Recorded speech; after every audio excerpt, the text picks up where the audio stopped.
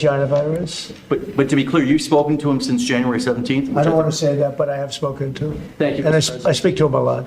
Regarding this executive order you signed revoking security clearances at Perkins Coie, do you think there should be more steps like this to be taken against other people involved in the Russia collusion? I do, but that's going to be up ultimately to the Attorney General and various other people. Absolutely. Just as a follow-up, the other night, we saw Democrats' behavior during your joint address to Congress. Yeah. Do you think it shows just how out of touch they are with the American people, especially given that 79%, according to a CBS poll, approved of your I love this guy. Who are you with? My name's Nick Gilbertson with Breitbart News. Let's see. I really liked your questions. Thank you very much, Mr. Sir, regarding the executive order, Trump he's in the middle of signing executive orders. This happened, I think that this is uploaded 17 hours ago. We watched a little bit of it, but kind of want to finish this and then get on to the next stop. The answer is just, Nick, just to, and I know your name very well. Good job, you do. Thank you. Yeah, the answer is I thought it was very embarrassing for the Democrats what happened the other night. And that's not said for any other reason other than it's obvious, it's fact. Even CNN fake news said that. They came out and they said it. And worse than CNN is MSDNC, which is the worst. Did y'all see that Piers Morgan, he went on Fox News and said that Democrats have lost their humanity? What?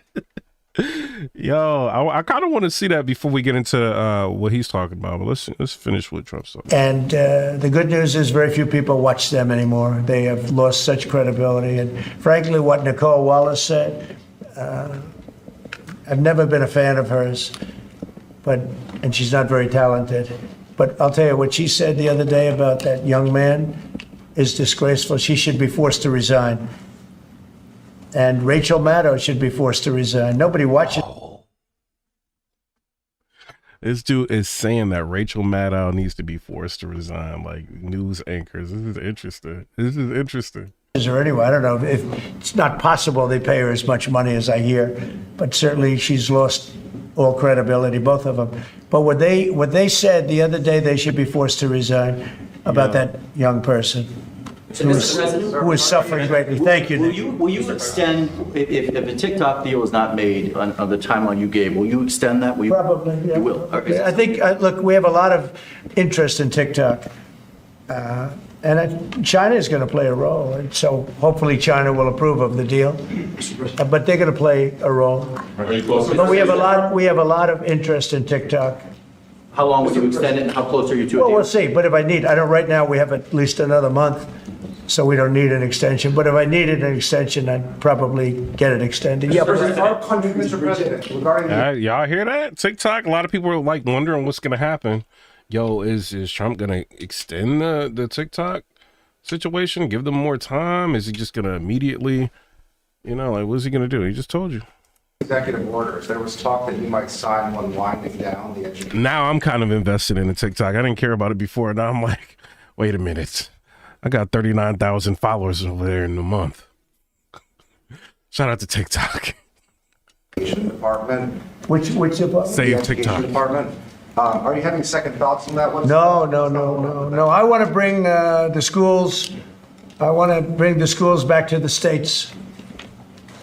And I've said it 100 times. We're ranked at the bottom of the list, and yet we spend more. We're ranked number one for cost per student. We're ranked at the bottom of the list in education.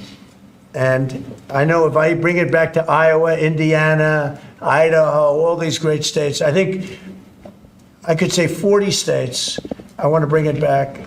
10 states won't be perfect. 5 states will be probably not so good. But they will be every bit as good as Norway and Denmark and Sweden and all of the states that are rated at the top. If you tell me about Indiana and some of these great states that run really well, Iowa, you tell me about those states, and if they run their own education, they're going to do a lot better than somebody sitting in Washington, Shout out to eMoney120 for the donation. Appreciate you. D.C. that couldn't care less about the pupils out in the Midwest. When you sign then, when would you sign that order? Well, I want to just do it. I mean, we're starting the process. We're trying to get the schools back into the states. Let the states run the schools. And I'll tell you, you'll see something. It's going to It's going to blow your mind. It'll be run so well. The schools. And some people even say, right, like, why is our money like going? Like, what if I don't have kids? Like, you know what I mean? Like, why do I have to pay for like other people's kids? This is what people say. Like, being real. So, I mean, I don't know. I mean, like, if you live in an area, like, you know, you're local, you're still gonna be taxed for schools and stuff like that. But, you know, people do like question, like, why, if I don't have kids, like, why do I have to like give the power back to the states? System, and I also believe in school choice, but that will take care of itself. A follow-up to that, Mr. President, if the education department were eliminated, how would you see sort of what department? In the comment section, real quick, I'm looking at the comments, right? I see a lot of argument and stuff going on in there. Do you guys feel like the education system should be given back to the states? Let me know. What agency would handle student loans and the other types of federal That would grants? be brought that the in, education yeah, department- that would be brought into either Treasury or Small Business Administration or Commerce. And we've actually had that discussion today. Signum said yes. I don't think the education should be handling the loans. That's not their business. I think it'll be brought into small business maybe. Kelly really liked it and really would like to do it. So the loans would be brought into a group where they really do that. And I think it should be, that is, by the way, the most complicated thing in moving. But it's very simple if you do that. And the same for like federal grants. Rejected your plan to move out more than 2 million people out of Gaza. What's your reaction to that and to Egypt's plan and to this meeting that happened? Out of Gaza? Yeah. I think that Gaza's a mess, and I think that Gaza could be good. I think it's got to be run properly, but right now Gaza is the... It says West Virginia is the least educated U.S. state with an overall score of 23.15. West Virginia ranks last for education attainment with the lowest shares of people with associate's degrees or some college experience and those with bachelor's degrees at 20.6%. West Virginia also has the 4th lowest average university quality. Interesting. And then it says Mississippi has a score of 25.35 and is the 2nd least educated state. It ranks 49th for education attainment and 47th for quality of education. Mississippi has the 3rd lowest share of high school diploma holders at 84.5%, the 2nd lowest share of bachelor's degree holders, and the 5th lowest share of both people in associate's degrees or college experience and graduate degree holders. absolute mess, and it has been for many, many years and decades. Yeah, Peter, did you have one more? I did, yeah. They have these 2 Starliner astronauts stuck in space for 8 months. Have you spoken to them? They left him alone. Biden left him up there. And what do you know about that? I know everything about it. I said, we have 2 Yeah, hit the like button if you can. They're trying to slow the video down. But this is interesting. Like, those people that are up in space are still up there. Like, that's crazy. That's insane. astronauts that are stuck in space. I have asked Elon, I said, do me a favor, can you get him out? He said, yes, he is preparing to go up, I think, in 2 weeks. What do you know about how this went down? Because he's saying that Yo, if Elon Musk goes up into space and gets these people out, that's going to be amazing. the Biden White House was offered some kind of SpaceX rocket to go get these guys, and they said no. That's what I heard. I can't tell you that, but that's what I heard. But Biden was embarrassed by what happened, and he said, leave him up there. I would have said, if you're embarrassed, you got to get him out. Elon is right now preparing a ship to go up and get him. I'm sure that they will see this in space. What is your message to So we love you, and we're coming up to get you, and you shouldn't have been up there so long. The most incompetent president. Okay, I do want to say this. Shout out to Elon Musk. But I've got a few Teslas, Model 3, Model Y, Cybertruck, all that. All right? They're not really built the best. I love that they're electric. I don't have to pay for gas, but that build quality ain't like regular vehicles sometimes. You know what I mean? So I don't know, man. A spaceship, because we got to think about re-entry up in this piece. You know what I mean? I don't know, bro. I see that movie Gravity. Hopefully Elon can get it done. He's a genius. Hopefully he can get it done. Shout out to Elon. president in our history has allowed that to happen to you, but this president won't let it happen. We're going to get them out. We're coming up to get you. I've authorized Elon. I said, can you get them out? Because, they've been left up there. I hope they like each other, but maybe they'll love each other. I don't know. But they've been left up there. Think of it. And I see the woman with the wild hair, a good solid head of hair she's got. There's no kidding. There's no games with her hair. But, and there's a danger up there, too. They can have some failures up there that would be very bad. You got to get them out. So I've authorized Elon a week ago. I said, we have two people up there that Biden and Kamala left up there. And he knows it very well. I said, are you equipped to get him? He said, yeah, he's got a Starship. And they're preparing it right now. And so Elon is going to go up and get him. Should I go on that journey just to be on the ship when we stop? If that's an option, yes. I should do it. Oh, that's terrible. I thought he liked me. He trying to get Trump out the world. He's like, yes, you should go up there. I thought he liked me. I thought, Maria, should I do it? Well, you should then come. Stay here. Maria likes me better. President Trump, you should then come back from space. Well, when they come back, I'll greet them. How about that? No, we're going to get them out. I've authorized Elon Musk to go and get them.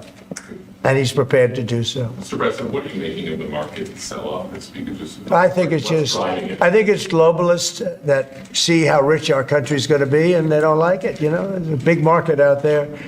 But again, they've been ripping off this country for years, and they're going to do great. Everyone's going to do great. But we can't let this continue to happen to America. Otherwise, we're not going to have a country any longer. Thank you very much, everybody. Thank you, sir. Thank you very much. Great. Thank you, Nick. Good questions.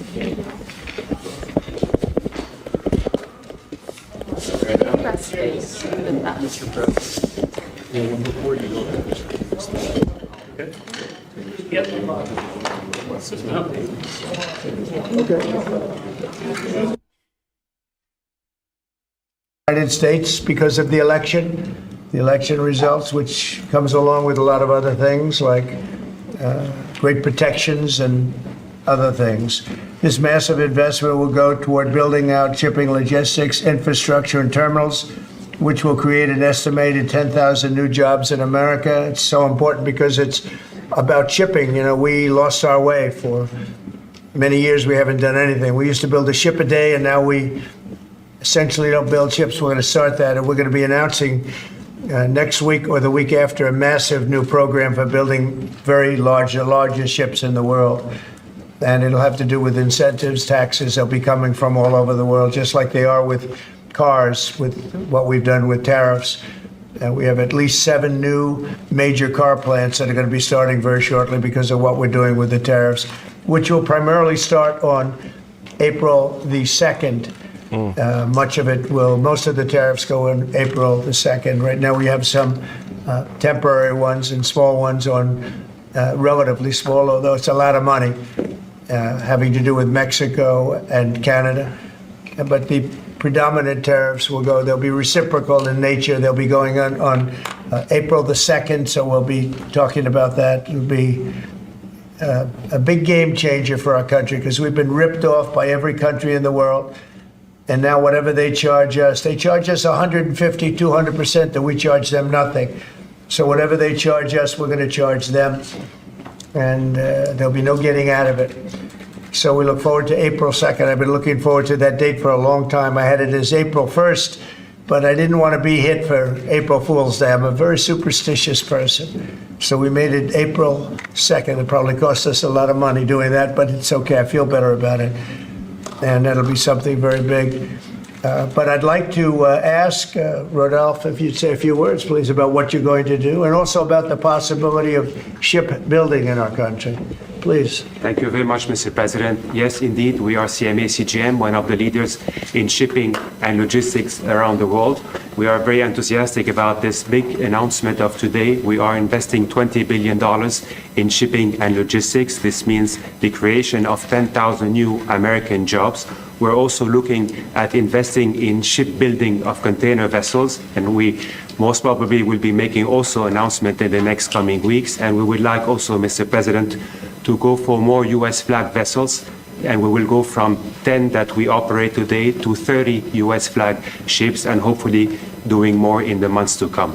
Thank you very much, Mr. President. Thank you and congratulations. I love how he's got that Gulf of America there as a constant reminder. On your great success. He's built one of the, with his father, before him, built one of the great shipping empires of the world. And that is, I never heard 750. It sounds like a lot to me, doesn't it, huh? It is, Mr. President. That's a fantastic company. Congratulations. Really Thank great you. job. And a real honor to have you. Why is it that yeah, we more wanna- people don't have American flags? They seem to have Panamanian flags and Liberian flags. They don't seem to have a lot of American But flags. this will change, Mr. President. You will have more ships with U.S. flag as we move forward, and you can count on us to do as much as we can. That's very good. It's true. Other countries take advantage of us even on that. So we're going to be changing that around, and I appreciate you coming up and even bringing it to our attention. It's really a great thing. Thank you very much. Thank you, Mr. President. Appreciate it. Will, could you come over? We're going to Yes, sir. sign some executive orders. I do want to say this. Shout out to everybody. Like, how do you guys like this? Like, this is like right in your, bro, I've never in my life seen this. Our president is doing everything in front of the American people, signing executive orders, having meetings, detailed meetings, arguing back and forth with a president of another country. Like, all of that is happening in real time in front of everybody. Like, that is amazing, right? Like, so now we get a chance to see just what is all, involved with being a president, and he's using social media to his advantage. By him doing this, now everything's transparent. It's like he's not leaving any room for error or any room for you to speculate on what he may be doing, so this is very interesting. I like it. Sir, your administration has made it a priority both to end lawfare and the weaponization of government, and also to hold those who have engaged in lawfare accountable. One of the law firms that has been involved in that is called Perkins Coie. That's also a law firm that has engaged in unlawful DEI practices. This executive order will suspend And I've watched it take place. This executive order will suspend security clearances and access to certain federal resources for that law firm, and also launch a holistic review of unlawful DEI practices at some of the nation's largest law firms.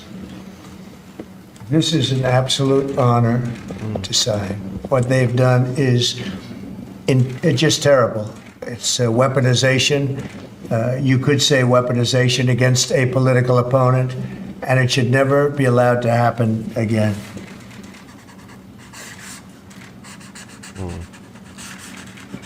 And you're looking at about 15 different firms? That or more, sir, yes. Okay.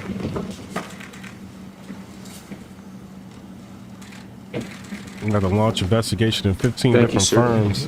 One of the over tools the unlawful left DEI has practice. consistently used to frustrate good government policies has been the use of injunctions and temporary restraining orders. Federal Rule of Civil Procedure 65C allows for essentially a demand for an injunction bond for folks who are seeking temporary restraining orders and injunctions to post a bond before they're allowed to proceed in court. This presidential memorandum would order the Department of Justice, its litigating components, to seek those injunction bonds whenever someone tries to challenge our policies in court, so that when they end up losing in court, and we believe that they will end up losing in court, that they can be held financially responsible for the disruption to federal activities that their actions have caused. Right. Something they've wanted to do a long time, right? They've been looking to do this for years. Wow. Yes, sir. And why they? So if you try to stop them doing anything and filing injunctions and stuff like that, and you lose, instead of you just having no penalty for that, like they can penalize you and you can be financially responsible. That is big, bruh. Deontay Kennedy shot you, Thug Life. That is big. Hey, because you know they just be trying to do injunctions and stop every little thing, and they be losing in the injunction sometimes, right? Or, you know, are they, you know, they lose and they can't fine like that. It's, you know, things should be upheld. Well, if you end up losing, you're gonna have to pay. So now if you like trying to run out there and stop every little thing that he's doing and you lose, like you could be held financially liable. So this is very interesting. If that's how I'm understanding it, y'all understand it like that? That's what it sounds like to me. You're gonna run that back. And you're looking at about 15 big. different firms? That or more, sir, yes. It's big. Okay.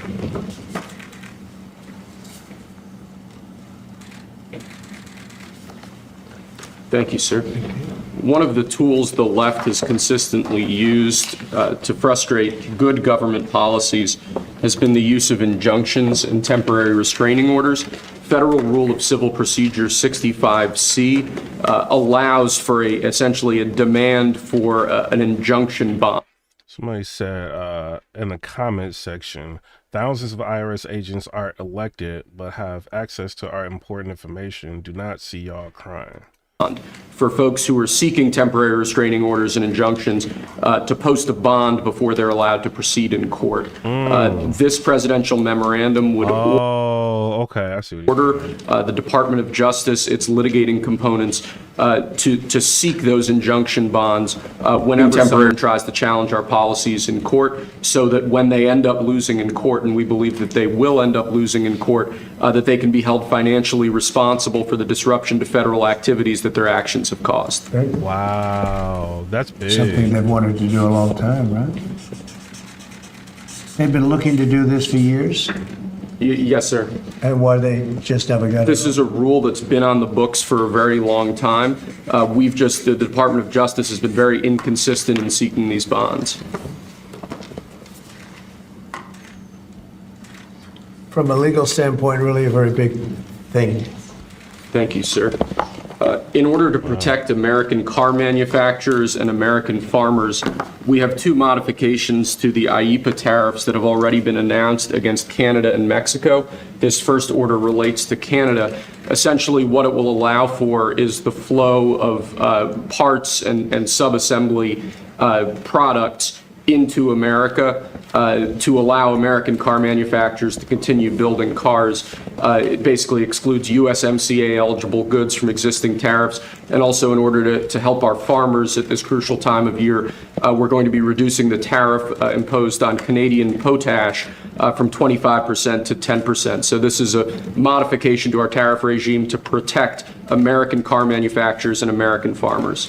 It basically makes it more fair for our car manufacturers during the short-term period before April 2nd. April 2nd is a little bit different. That will be much more significant. But during this interim period between now and April 2nd, this makes it much more favorable for our American car manufacturers.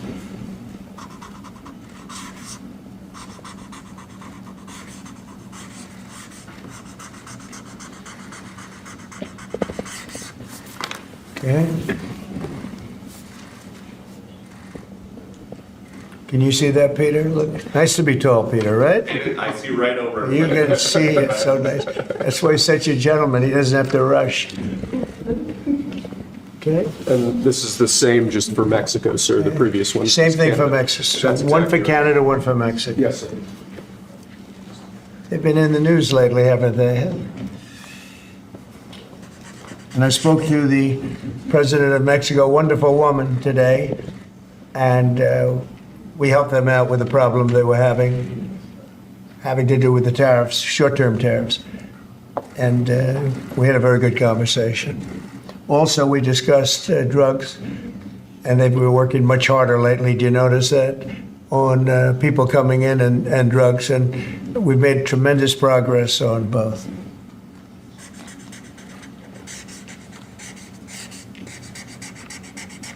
President Trump, what's your thought about why the markets are so spooked? Do you think they don't like the tariffs, or do they not like the uncertainty with some of the changes and the carve-outs? Well, a lot of them are globalist countries and companies that won't be doing as well because we're taking back things that have been taken from us many years ago. We've been treated very unfairly as a country.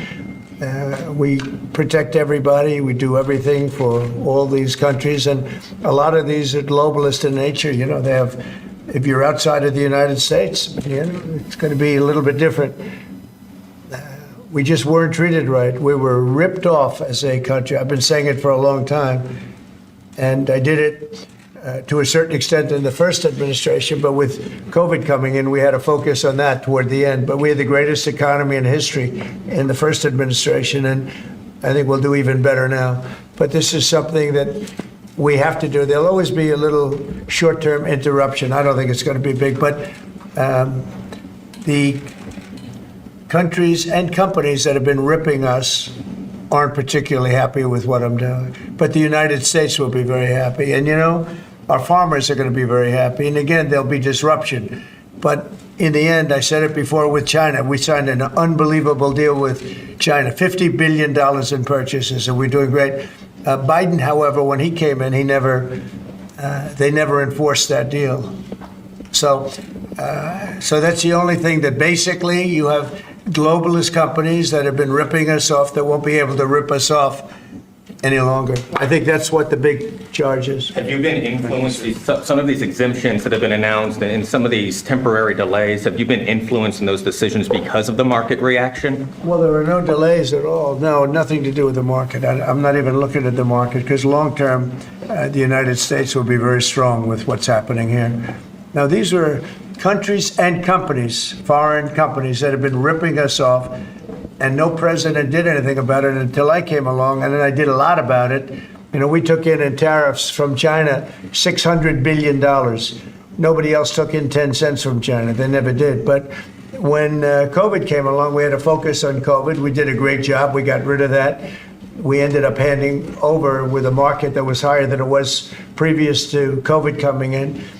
But this is very much about companies and countries that have ripped off this country, our beloved USA, and they're not going to be ripping us off anymore. So, you know, I think that has an impact on the market. Mr. President, sir, this is a slate of nominees that's been prepared by the Presidential Personnel Office. It includes a number of sub-cabinet level appointments, a number of your ambassadors that have been previously announced, and also, crucially, given the administration's concerted effort to focus on violent crime, it includes a number of U.S. attorneys in major cities that have real crime problems. Okay. Some very good people, too. Thank you, sir. And then we have a number of ceremonial proclamations that Lindsay Halligan is going to. So two very special proclamations, the first of which is a proclamation that proclaims March 2025 as Women's History Month in honor of all the wonderful women in your administration, all the wonderful women in America, and in honor of everything you've done for women and this administration has done for women in just... Yo, what is CNBC doing? Hold up.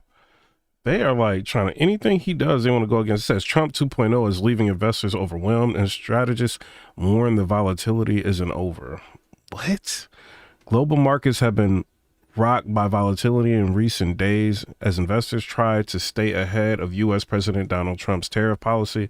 As White House leaders long threatened levies on Canadian and Mexican goods finally came into effect this week, equity markets around the globe were shaken. Stocks on Wall Street sold off on Thursday with sweeping losses hitting all major indexes and the NASDAQ composite sliding into correction territory. European and Asian stocks have also seen choppy trade around Trump's tariff announcement and policy rollbacks this year.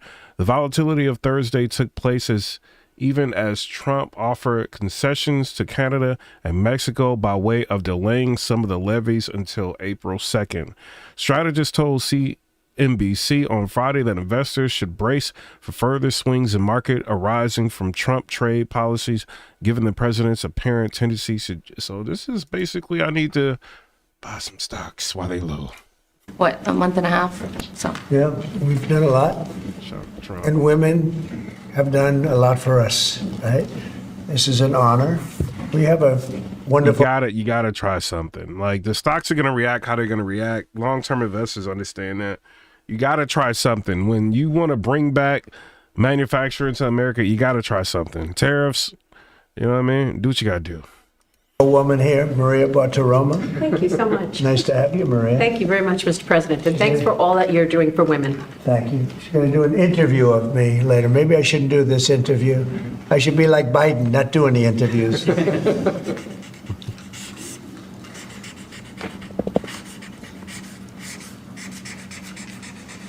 That's great. Women, we love you. We love you too, sir. Thank you. Okay. Excellent. So the second one is a proclamation proclaiming March 2025 as Irish American Heritage Month in honor of, well, to commemorate our amazing friendship between America and Ireland, and to just honor all of the Irish Americans. And I'm a little bit biased because I'm American and Irish, but Good. Good. Well, great people. Great St. people. Patrick's Day is coming up as well. And they voted for me in heavy numbers, so I like them even more. You have to like it. You know, you're not supposed to, but you have to like that. So for the Irish American people, proclamation. Okay, thanks, Lindsay. Chill, Dean. Mr. President, your envoy, Steve Witkoff, told us a little while ago that if Hamas does not release hostages, that the U.S. and Israel could take some action. What does that mean in your eyes? Is that military action? Would you join strikes with Well, Israel? you're going to find out. I had the honor of spending a lot of time yesterday with quite a few of the people that we got out, and I can't believe how badly treated they were, really badly treated. Stories that you wouldn't even believe. Some of it was documented, some of it was so bad you couldn't really, I don't think you can put it on. And it's a shame. And they said one thing, they have 59 hostages, of which many of them are killed. They want to know if we could just continue. They said without us, look, Biden wasn't able to get anybody out. We came along and they started releasing.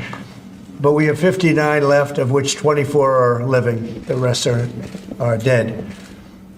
And I put out a statement. It's sort of self-explanatory, I think. But somebody's going to have to get a lot rougher than they're getting. It's a shame. And those 24 that are living, because they were with them just 2 weeks ago or 3 weeks ago, depending on when they got out. But they said they're in very bad shape. You spoke today with your cabinet members and Elon Musk. I did. What did you tell them in regards to Elon Musk and his authorities to carry out actions? We had a great meeting. We had Elon and we had some of the representatives for the business reps. We also had most of the cabinet members, not all of them. It doesn't really pertain to all of them, but many of them. And I thought it was a really good meeting. It was about cutting because everybody knows the country's way out of control in terms of the number of people. We have many people that don't work. We have many people probably that aren't even living that are getting checks. And we're finding all of that out, and it's being reported. We're going to save hundreds of billions of dollars. We've already saved a lot. And parts of it are contracts that are expired that we're paying on. Many crazy things that, you can see it happening. It shouldn't happen, but you can see it happening. You see a lot of it being put out. But the other thing I think most important for today, I want the cabinet members to keep good people. I don't want to see a big cut where a lot of good people are cut. I want the cabinet members to keep the... Yeah, that happens a lot with Fox News. Out the window. It probably got kickbacks. I'm sure there were tremendous kickbacks for the people that authorized those contracts. But no, Elon has been really teaching everybody about the numbers that you can do. But what I want the numbers, but I also want to keep the good people. We want to get rid of the people that aren't working, that aren't showing up. and have a lot of problems. And so they're working together with Elon. And I think we're doing a really great job. We're cutting it down. We have to for the sake of our country. You can't have that kind of fat. It's bloat, and like nobody's ever seen before. Where you need 20,000 and they have 120,000 people. And you just don't need that many. And it happens with companies and it happens with governments, I guess. You could go to a lot of governments, you'd see the same thing. But we're trying to get it down. We want to be able, next year, we could balance the budget. I think there's a good chance we could balance the budget next year. We have a lot of good things happening. Plus, we have a lot of revenue things happening, like today with the shipbuilding. And this gentleman behind me is going to create a lot of jobs. And it's about the biggest there is in the world. We had the biggest chip maker in the world here a few days ago. He's going to be spending $200 billion on building plants. We're not giving them any money to build it either. It's not, that chip act is ridiculous, where the Biden thing, where they give billions of dollars to people that have nothing but money. They're not going to spend that money. They're just taking that money. We're giving nothing. They're coming in because of the tariffs, because they don't want to pay the tariffs, and they're opening up big. So, but with respect to people, I said, I want to cut the people, but I want to keep the good people. Can you walk us through the next steps on this? Steel and aluminum tariffs are due to kick in next week on Canada, Mexico, and every other country. Are those going to be modified as well? No, those aren't modified. Those are happening next week. And no, those won't be modified. Those are happening next week. The big one will be on April 2nd when reciprocal tariffs. So if India or China or any of the countries that really, India is a very high tariff nation. I'll tell you what's a high tariff nation is Canada. Canada charges us 250% for our milk product and other product, and a tremendous tariff on lumber and things as such. And yet we don't need their lumber. We have more lumber than they do. We don't need Canada's lumber.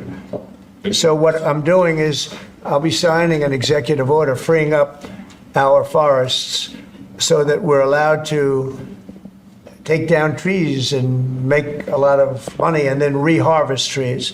Also, we're cutting fire divides. A fire divide is a 50-yard to 70-yard swath where the trees can't, it's long enough so trees don't burn forever until you can get them out.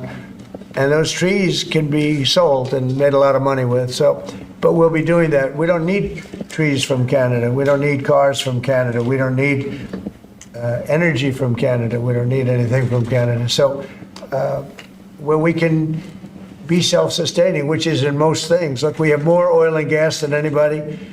Our forests are massive, massive forests. We're just not allowed to use them because of the environmental lunatics that stopped us. So I'm going to be freeing that up very shortly so that we don't have to go to other countries to buy lumber. Why should we be buying lumber from other countries, paying tariffs, paying big prices, extraordinary prices, and we have lumber. We have the best lumber. Go ahead. And this USMCA exemption you're essentially announcing today for this 1 month? It's just a modification, short term, because I didn't want to hurt the American. It would have hurt the American car companies if I did that. Would you consider the same sort of exemption or clause for the auto tariffs you're talking about next month? We're not looking at that, no. No, we're not looking at that, no. TPS for the Ukrainians who live here in the U.S.? What about it? Are you considering revoking the TPS status for the more than 200,000 Ukrainians who live here in the U.S.? What are you saying? Yeah, the Ukrainians that are here in the U.S., they're under a TPS status. On GPS? TPS, temporary. Oh, I thought you said GPS. GPS. Yeah. Why is he even asking that? Like, I don't think the president will revoke their TPS title, whatever it is. Like, they came over here because they're in distress. Like, they came over here the right way. Like, so, like, why would he even ask that? There was some news saying that they were going to be revoked and they were going to be deported from the country. Are you considering that for the Well, we're not looking to hurt anybody, and we're certainly not looking to hurt them. And I'm looking at that, and there was some... Yeah, like, why would he even ask that? Maybe just to bring some sort of understanding for the people that may be here from Ukraine. Like, they may be worried, right? Like, yo, is he going to make us go back? Because some people don't want to go back until after that war situation's done. But, like, he's not going to... Like, they came over here the right way. Like, he's not going to, like, deport them.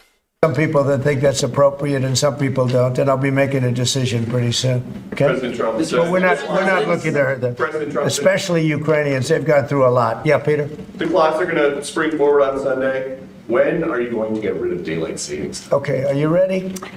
So, this should be... All right, so he asked this question. I've been, like, have y'all been wondering this? Like, when is he going to get rid of daylight savings time? I've been waiting for this, bro. I'm so sick of daylight savings time. It needs to go. The easiest one of all, but it's a 50-50 issue. And if something's a 50-50 issue, it's hard to get excited about it. I assume people would like to have more light later, but some people want to have more light earlier because they don't want to take their kids to school in the dark. And it's a little bit one way, but it's very much a 50-50 issue. And it's something I can do, but a lot of people like it one way, a lot of people like it the other way. It's very even. And usually I find when that's the case, what else do we have to do? And I got to ask, because you were talking about this in your joint address, you were talking about... No, not everything is 50-50. But no, like, now that he says that, I do hear, like, different opinions on it. Being real. Butler, it's been 7 months. Why do you think we don't know more about the guy who shot you in the ear? Yeah, no, well, and the second one with all of his cell phones. So I want to find the answers. I've told them. In fact, today I said, we can no longer blame Biden for that one. He should have released that a long time ago. So they are giving me a report next week sometime, and I do believe I'll be I want to release the report. A lot of people have asked that question. You had one who had 3 apps, 2 of which were foreign, supposedly, and who has the biggest white shoe law firm in Pennsylvania, even though they don't live in necessarily a white shoe area. What's that all about? His law, the law firm. The other one had 7 or 6 cell phones, and I don't have 6 cell phones. And why would somebody have 6 cell phones? So we're going to be releasing a report on that soon, Peter. But based on what you're saying right there, the lack of information and the data points that you just gave, does that make you think that there's some part of there's some bigger? It could be. Well, it makes other people think that. It makes me think it a little bit too. I say, when you have 3 apps and 2 of them are foreign, and you had an FBI that wouldn't report on it, they didn't want to say why, I would say that could be suspicious. And then on the second assassin, you had, and by the way, I have to tell you, Secret Service did a great job on that by spotting him. But on the second one, he had 6 cell phones. That's a lot of cell phones. And a couple of them had some strange markings on them. So, yeah, I want to find out, and I would be willing to release it. I mean, maybe there's a reason that we shouldn't, so I don't want to get too far ahead of my skis, but yeah, I would be very willing to release that. I'd like to see it. I want to see it myself. Not only you, I want to see that one myself. Mr. President. May I? Yes. President Macron yesterday said that France was ready to offer its nuclear protection to other European countries. What do you make of it? And in this case, would the US also maintain a nuclear umbrella for European countries? Well, France is also willing to put soldiers into Ukraine for safety reasons if we can get it. I will say that we've made a lot of progress with Ukraine and a lot of progress with Russia over the last couple of days. And it'd be great to bring that to an end so we don't have to talk that way about nuclear. It'd be great if everybody would get rid of their nuclear weapons. We have Russia and us have by far the most. China will have an equal amount within 4 or 5 years. And which really, I mean, like, they're going to have a lot, but I mean, if you've got 10, that's enough. You know what I mean? But, it is what it is. We just need to stop this war. Stop endless wars. Great if we could all denuclearize, because the power of nuclear weapons is crazy. It is crazy. And, I was very far along a process with Russia, despite the Russia hoax, which didn't make it easy. It was a total hoax, a total rigged hoax by some bad people. But despite that, I was very close to having a program with Russia, denuclearization, and we're going to get China. I spoke to President Xi about it, and he would have been very happy to have gone along with it. But bad things happened, like an election that was rigged happened. And so we... A president of the United States said an election is rigged. Like, y'all don't understand. Like, how he talks to people. Like, yo, this is insane. Like, we're watching a sitting president said that an election was... Yo. had to come back 4 years later, but I would very much like to start those talks. The opposite of what you say, the denuclearization would be incredible. Mr. President, on the auto tariffs that you were talking about, I know yesterday you spoke with the big three. Did you tell them that no more exemptions were on the way, and what was the reaction? I told them, that's it. This was a short-term deal. And they came back to me yesterday. They said, could we have some help on the tariffs because of the speed? And I said, look, I'm going to do it, but that's it. Don't come back to me after the April 2nd. I don't want to hear from you after April 2nd. We're not going to be doing it anymore. I want to help them. What was the response? They didn't complain, but I helped them short-term during this short-term transition. April 2nd is going to be a very big day for America. Mr. President, my understanding is that the longstanding U.S. policy is that we do not negotiate with terrorists. I'm not going to lie. CNBC did a good job writing that article. Like, they compiled all of this stuff, like, and like mentioned the April 2nd. Like, they actually did a good job, like, with that. I know they kind of hating, but they did a good job on that. So how did you come to the decision to send somebody from your team to negotiate with Hamas? We are having discussions with Hamas. We are helping Israel in those discussions because we're talking about Israeli hostages. And we're not doing anything in terms of Hamas. We're not giving cash. We're not giving $6 billion like you hear other administrations give. In fact, I got 59 hostages out, and we gave nothing. In 59, we gave nothing, not including what's going on with Hamas. I mean, I consider that something where we're helping Israel for the most part. We had a couple of hostages, as you know. We got a couple of hostages out, American hostages. Mr. President. But certainly, Peter, you have to negotiate. There's a difference between negotiating and paying. We want to get these people out. If you would have seen the people yesterday, maybe. That's a powerful statement. I know people are going to try to figure out ways to, like, take away everything that he says. To be able to get those hostages out without spending $1 is amazing. He literally just got on camera and said, if those hostages are not released by Saturday at noon, and like bruh, that's all you had to do. So that's kind of interesting, man. Saving the taxpayers' money. Maybe you did, I don't know. But if you would have seen them, the way they spoke about their captivity. Yeah, exactly. Evolved Monkey in the subscriber comment said, everything stopped when Trump talked about taking Gaza. They're like, hold up.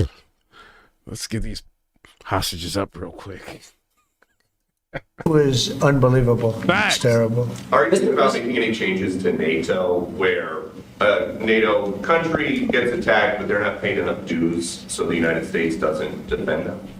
Well, I've said that to them. I said, if you're not going to pay, we're not going to defend. I said that 7 years ago. And because of that, they paid hundreds of billions of dollars. I said, if you're not going to pay your bills, we're not going to defend you.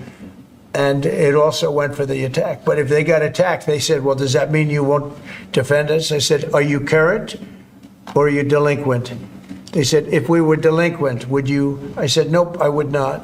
And because of that, as you know, hundreds of billions of dollars came into NATO. You wouldn't have NATO right now if I weren't there. And your previous Secretary General has said that.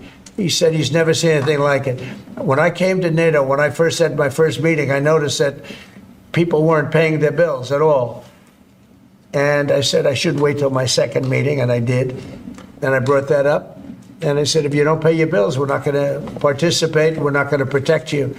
And when I said that, as soon as I said that, it was amazing how the money came in. The money came in, and now they have money. But even now, it's not enough. It's really not enough. They should be paying more. Mr. President? Question on the investment, sir. You've overseen about $2 trillion worth of domestic private sector investments come in just about 2 months. This is the newest one. It comes after your announcement of a new shipbuilding office at the White House during your joint session to Congress. Can you talk about why this is important, not only for national security, but to continue the renaissance of domestic manufacturing? Well, we have to maintain a strong country. We have to maintain, we want to pay off debt. We have a lot of debt, but that'll start coming off quickly when this all comes around. Look, we've been supporting the whole world. You mentioned NATO and you mentioned other things. We've been supporting the whole world. When I first came in, we were paying almost 100% of NATO.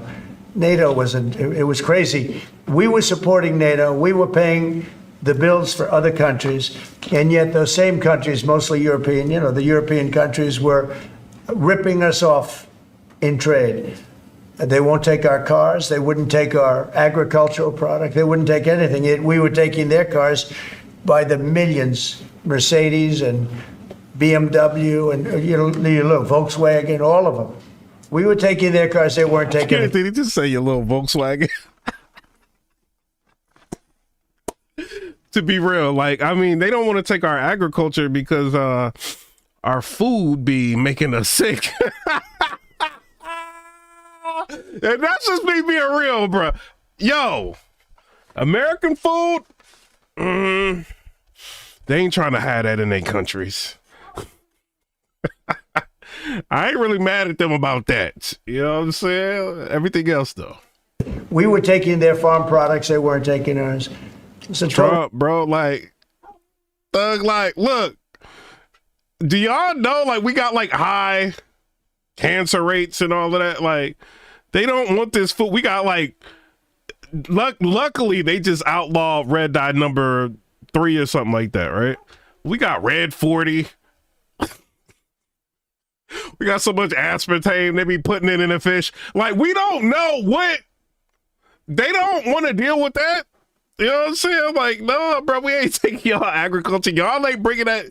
Y'all ain't making us sick over here. I get that part, right? But the other stuff like cars and stuff like that, is different. A ripoff, and yet we were protecting them by giving them the money, and that adds up to a bad number at the end of a lot of years, and that's what happened. And now it's time for this country to stop being ripped off. I had that done very much in the first administration. Shout out to Trump. So Democrats are being called out by their own party for their behavior during President Trump's address to Congress. That is how you save democracy. No, I cannot even watch Steve Colbert. My bad, man. I can't even watch him. Let's go to Piers Morgan. You can watch no Steve Colbert, bro. It only makes Trump look more presidential and restrained. We're becoming the metaphorical car alarms that nobody pays attention to, and it may not be the winning message. Joining us right now is the host of Piers Morgan Uncensored. He puts his name in every show he's on. Piers Morgan, great. And we don't even talk about you. By the way, watching you try to interview the head of world football, you couldn't even remember the name of the sport. It's football. Watching you do that was one of the more comical things I've witnessed. Only rivaled by what happened over here on the floor. Right. Yo, this is making me want to go to New York. That backdrop. That's making me want to go back to New York. Well, it was actually very well done, Lawrence, but that was embarrassing. I love you. I love you. We have to defend our American sport. It's called soccer. It is football. Right? Don't you want to defend me? Yes, it's all about America. Don't come in. Hold on, let's do I think that what the Democrats did last night is back. And y'all want us to react to the liberal news?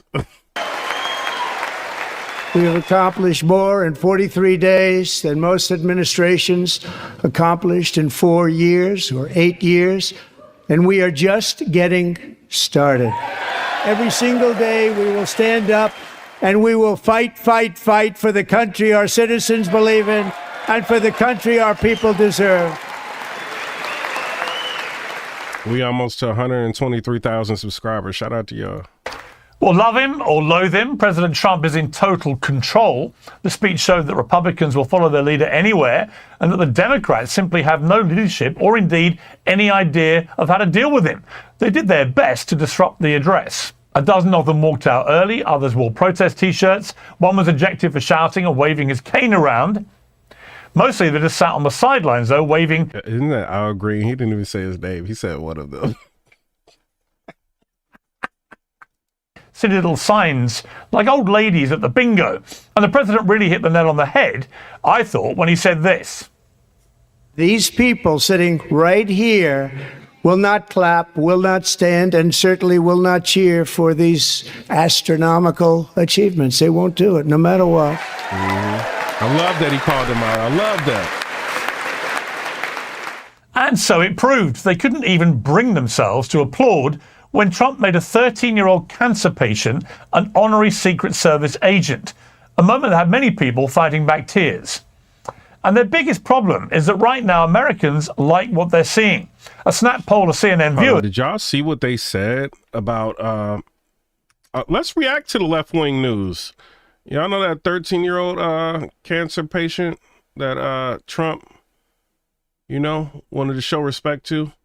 And gave him like an honorary Secret Service validation. Listen to what the left-wing news said. And I let myself feel joy about DJ, and I hope he's alive for another, 95 years, right? And I hope he lives and the life he wants to live. He wants to be a cop. He knows what he wants to do. And maybe when you have childhood cancer, that crystallizes for you. And I hope he has a long life as a law enforcement officer. But I hope he never has to defend the United States Capitol against Donald Trump supporters. And if he does, I hope he isn't one of the 6 who loses his life to suicide. And I hope he isn't one who has to test. Do you hear what this lady is saying? Life as a law enforcement officer. But I hope he never has to defend the United States Capitol against Donald Trump supporters. And if he does... She's saying all of this about that 13-year-old cancer patient. This is the media y'all be listening to? This is insane. Y'all want to talk about Fox News? Fox News is way more classy than this. That crystallizes for you. And I hope he has a long life as a law enforcement officer. But I hope he never has to defend the United States Capitol against Donald Trump supporters. And if he does, I hope he isn't one of the 6 who loses his life to suicide. And I hope he isn't one who has to testify against the people who carried out acts of seditious conspiracy and then live to see Donald Trump pardon those people. Are you? That is just, I mean, how do you make that mental jump? Did you hear the sound of silence from our panel for like 2 seconds? He is sick. Like, who wrote that? Hey, you want to react to left-wing news? One more time before we move on. Joy about DJ, and I hope he's alive for another, 90. Yes. A dream comes true. Yes. This is crazy. She said this. That's a 13-year-old. She said this. 5 years, right? And I hope he lives and the life he wants to live. He wants to be a cop. He knows what he wants to do. And maybe when you have childhood cancer, that crystallizes for you. And I hope he has a long life as a law enforcement officer. But I hope he never has to defend the United States Capitol against Donald Trump supporters. And if he does, I hope he isn't one of the 6 who loses his life to suicide. And I hope he isn't one who has to testify against the people who carried out acts of seditious conspiracy and then live to see Donald Trump pardon those people. Are you? That is just, I mean, how do you make that mental jump? Did you hear the sound of silence from our panel for like 2 seconds? That is one sick lady. Found that 7 in 10 viewers had a positive reaction to the speech. A whopping 76% of CBS viewers said they approved of what they heard. And these are the very same networks that spent years trying to bury Trump's political career. Democrats ran a whole failed election campaign on the notion that everything Trump does is automatically evil. Well, last night they showed they're yet to come up with anything better. And if they don't, Trump's going to win so much, he may even get tired of winning. Well, I'll speak to our panel about Trump's speech in a moment. But first, Real America's Voice host, Brian Glenn. Brian, great to have you on Uncensored. Hey, good afternoon. I almost want to grab my passport and come over to where you're at and give you a big hug on that intro there, because you were spot on with your assessment of last night's speech. Well, you don't even need a passport because I'm here in New York Hold on. at Fox. Hold on, here we go. In the first few weeks since he took office again, which I think, having spoken to him a number of times myself in the last 6 months, it plays into the sense that I get about Trump, that he believes he's had a second chance at life after the assassination attempt that failed, became so close to killing him, and a second chance at the presidency, which, again, he must have had moments in the last 4 years where he may have thought that had gone. So I get a feeling of a guy in a hurry, determined now to make a legacy. And I also got a feeling at the same time of a Democrat Party in complete and utter disarray and utterly clueless as to how to deal with Donald Trump.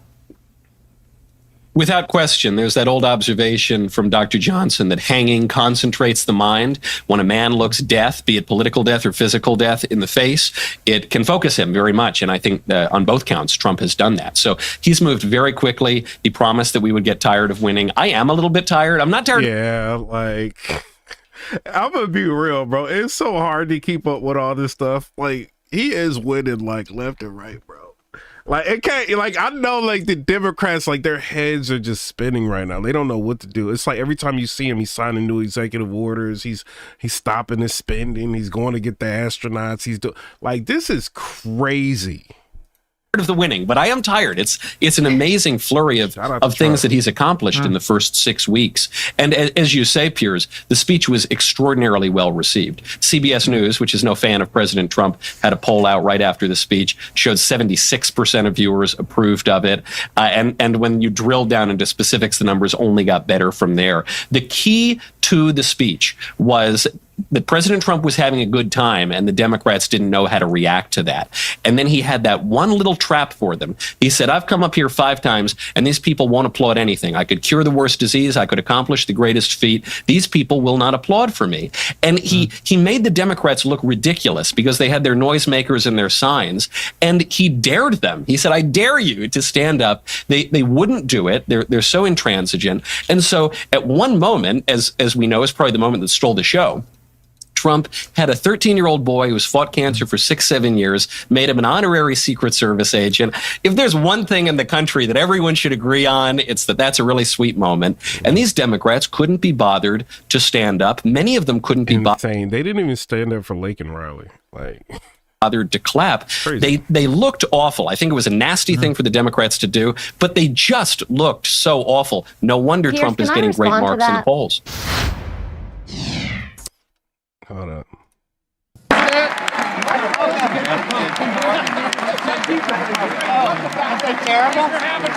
Directed. Musk steals? They all have sizes of that. Just listen to some of the appalling waste we have already identified. $22 billion from HHS to provide free housing and cars for illegal aliens. $45 million for diversity, equity, and inclusion scholarships in Burma. $40 million to improve the social and economic inclusion of sedentary migrants. Nobody knows what that is. $8 million to promote LGBTQI+ in the African nation of Lesotho, which nobody has ever heard of. $60 million for indigenous peoples and Afro-Colombian empowerment in Central America. $60 million. $8 million for making mice transgender. Whoa. This is real. This doesn't $32 million for a left-wing propaganda operation in Moldova. $10 million for male circumcision in Mozambique. $20 million for the Arab Sesame Street in the Middle East. It's a program. $20 million for a program. $1.9 billion to recently created Decarbonization of Homes Committee, headed up, and we know she's involved. Just at the last moment, the money was passed over by a woman named Stacey Abrams. Have you ever heard of her? Damn, Stacey. A $3.5 million consulting contract for lavish fish monitoring. Be cool. $1.5 million for voter confidence in Liberia. $14 million for social cohesion in Mali. $59 million for illegal alien hotel rooms in New York City. $59 million. They got cars. He's a real estate developer. He's done very well. I'm gonna cry while you blinking so much. $250,000 to increase vegan local climate action innovation in Zambia. $42 million for social and behavior change in Uganda. So there's a lot? $14 million for improving public procurement in Serbia. $47 million for improving learning outcomes in Asia. Asia's doing very well with learning. That's what I was thinking. I don't know what we're doing. Should use it ourselves. And $101 million for DEI contracts at the Department of Education. Wow. The most ever paid, nothing even like it. Under the Trump administration, all of these scams, and they're far worse, but I didn't think it was appropriate to talk about. Damn. You said it's not appropriate? Yeah, Wow. that's crazy. It could get worse. Look at that list. Bro, the people that's having those signs and whatever they're waving, bro, that's just ultra childish, bro. They thought that was doing something. Like, we're adults here, man. That's insane. They fanning themselves this is watching the theater kids take on the popular kids. Literally. Wow. Look at Kamala Harris. What an upgrade. Nancy Pelosi. Nancy disgusts me. Joe just look like he ain't saying shit. All right, yeah, I'm about to get out of here because they about to say bad words. But shout out to everybody. I gotta go to sleep. I gotta go work later. Probably Saturday. What y'all think about Saturday night? You know what I mean? Going ahead and maybe Sunday. Maybe we should just do like an all-day Sunday and just talk politics and react to a whole bunch of stuff. You know what I'm saying? But shout out to everybody. Come rate, subscribe. Let me know what y'all think about that. Shout out to everybody in the chat. If you're a Democrat, you could be a Democrat in the chat. If you're a Republican, you could be a Republican in the chat. Independent, whatever. You know, criticism, everything is welcome, just as long as everybody's respectful. I'm lying. Y'all control each other. Troll up. I don't mind people trolling. You know what I'm saying? I don't want to be one of them chats. Y'all can't say what y'all want. Shout out to everybody. I appreciate y'all. Yeah, I work night shift. I work 7 p.m. to 7 a.m. Wednesday, Thursday, Friday. Then I'm off for 4 days. You know what I'm saying? So I'm about to be off for a grip. And then we're going to come back and do the YouTube thing. You know what I'm saying? But come rate, subscribe. Let me know what y'all think.